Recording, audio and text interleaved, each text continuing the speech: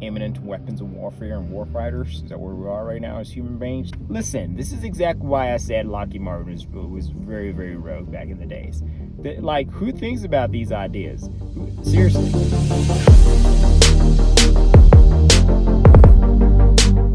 Alright, welcome back to the channel, folks. This is AVP over here. And right now, at this very second, there's a very pressing matter. Right now I'm about to shock you. So in my last video I talked about drones, right? But from a humanitarian standpoint. But right now, how about we talk about weapons of warfare? So there's a company called Kelly Aerospace that designed the world's first supersonic drone, or supersonic UAV. And I want to break this video up into three segments, essentially. One would be the specifications and functions of the drone. Number two would be a little bit of history on some historical attempts on supersonic drone. The third segment of this video will be spent on me discussing some of the ethical implications about these kind of drones coming onto the market right now. This right here is the world's first supersonic drone. I know it's very pretty. It looks good. It looks like something from a movie, right? This is the pinnacle of aeronautical engineering design, and this is why I like being an aeronautical engineer, because of designs like these. Quick disclaimer, I'm not for deadly weapons or warfare. Firstly, this drone can go over Mach 2.0, people. The max speed of this thing is about Mach 2.1 precisely. So what this essentially means is it is 2.1 times the speed of sound. If you don't know how much that is, it's 343 meters per second. Now, this is great for outpacing and outrunning missiles and stuff like that, whether it's air-to-air missile or a surface-to-air missile or vice versa. Important to mention, though, this is still a conceptual airplane, so please cut them some slack. Okay, so the second and third pointers over here, I'm just going to lump them into one thing. Because they're sort of in the same vicinity in my head. Reconnaissance, pretense, combat, and lastly, jamming enemy communications, or enemy comms, right? These over here are the qualities that you want on a reconnaissance aircraft or supersonic drone that's going to be, flown over enemy territory.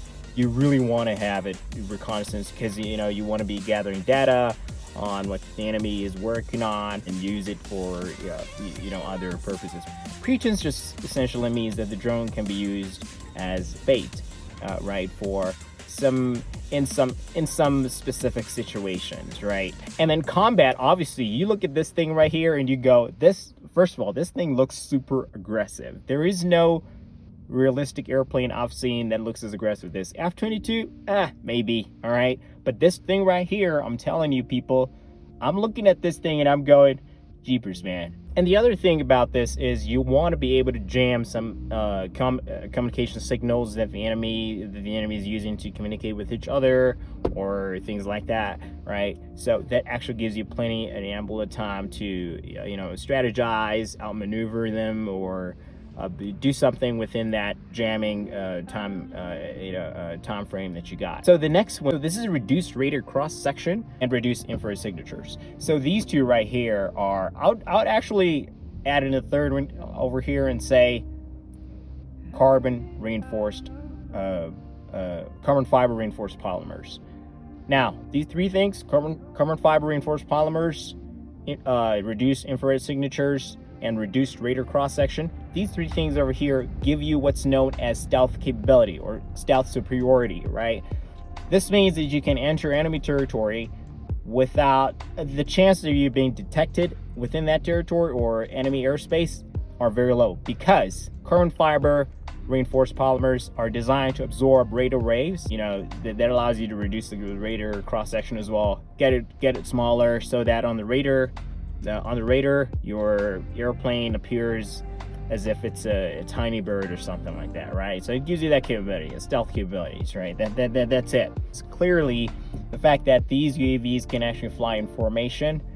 By the way, talking about formation, there's already 100 pre-orders that people have placed, or different organizations have placed, at Kelly Aerospace for these supersonic drones. But they have the ability to fly in formation. Flying in formation basically just gives you the It just gives the enemy some intimidation, right? You fly in formation to intimidate the enemy. Yeah, essentially it's just to intimidate. That's it. The entire strategy behind swarm drone formation or swarm flying is to intimidate the enemy. That's it, period. And the two last things I want to mention here are the maximum takeoff weight of about 16,800 kilograms. And it's got a range of about 4,800 kilometers. So the asking price is obviously very kind of cheap here. I mean, this thing starts at $9 million all the way up to $60 million, depending on your specific needs as an organization. Firstly, I should mention, this is an unmanned combat aerial vehicle, right?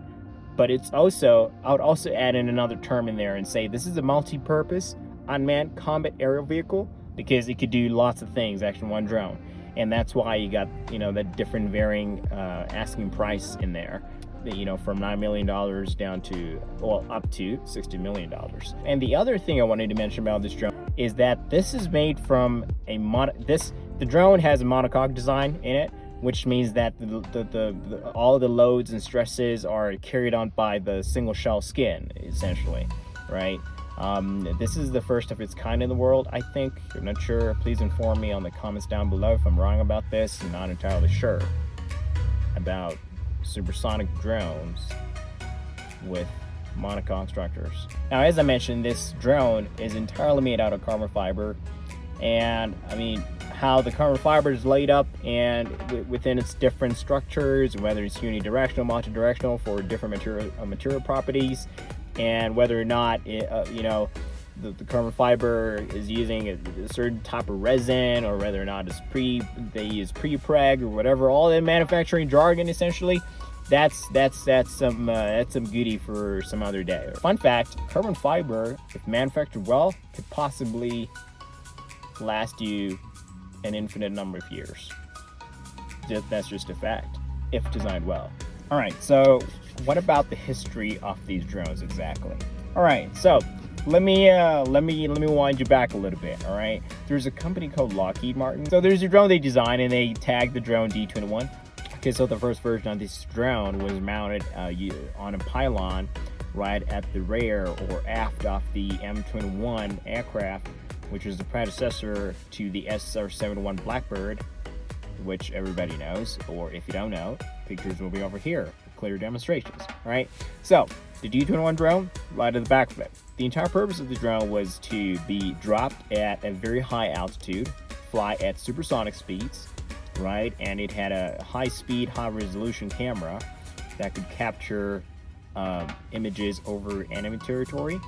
And once that data had been acquired, the drone would just simply drop the camera off in midair, and it would have to be caught by a C-130 Hercules airplane flying through the enemy territory. The C-130 would essentially have to retrieve the camera midair. Once the drone had done that, it would have to keep on flying over enemy territory and essentially self-destruct. All right, blow itself up, blow itself apart. This is a very peculiar way of approaching engineering problems, but hey, this is warfare we're talking about here. So these warfighters and engineers back in the days had to come up with very unconventional ways of gathering data and so forth, because things were super complex. Tensions between countries can build up real quick. Look, the D-21 program was essentially canceled because they couldn't really get it to work. It couldn't work on the M21, which it was designed for. It couldn't work on the B-52, which it was later moved to, so that it could be dropped midair at very high altitudes. Yeah, it just still didn't work, even though it was mounted on the underside of the B-52 Stratofortress. Yeah, it was essentially mounted up there to do the same thing I just explained, and yeah, it just didn't live up to its expectations, and so they decided to cancel the program back in the 1970s. That was a sad, tragic story of supersonic drones, but now they're back. We're happy. We're having them back, and they're multifunctional now. To essentially wrap the video up, let's talk about the ethical implications about this. So the first thing I want to talk about is essentially the most obvious part. When this thing goes supersonic, it breaks the sound barrier. When that happens, there's a large sonic boom that can be heard over large distances. Of course, this is not good for bystanders or citizens But I think the idea here is that you are flying over enemy territory, so you essentially don't care about what the sonic boom is doing. It could destroy the entire country for all you care, right? But we need to start experimenting on silent supersonic flight, because we need to incorporate that onto supersonic jets, commercial supersonic jets that are coming in the market. I mean, look, essentially, you guys, this is the space decade, guys. This is the aerospace decade. All right, if anybody doesn't understand what I mean, look around you, look about you. These are just my thoughts on this. And the other ethical implications are that, you know, you have masses being killed over these things. And the other ethical implication about this is that when you have this kind of arsenal in your advantage, and you know it, as a country, as an organization, you tend to be a little bit arrogant in your negotiations, because you know you got this major backup plan, right? You could just use to destroy, disseminate arguments, just flatten out the political plane, right? There's a whole lot of political agendas and political motives behind these supersonic jets, which is exactly why I don't specifically support fighter. I don't like designing fighter jets and anything that has to do with warfighters and weapons of warfare. I try to stay away from them. I try to look at them though from a fun perspective, as in, hey, there's a whole lot of innovation that I could bring into the commercial side of things and learn from these drones. They're really good in those kind of respects. You learn a lot. You can bring that innovation over to the commercial side. Yeah, and that about wraps up my video for now, people. Look, if I've left any other of the three things I touched on, specifications and functions, ethical standards, and and a little bit of the history of supersonic drones, please let me know in the comment down below. Hey, be loved. I love you.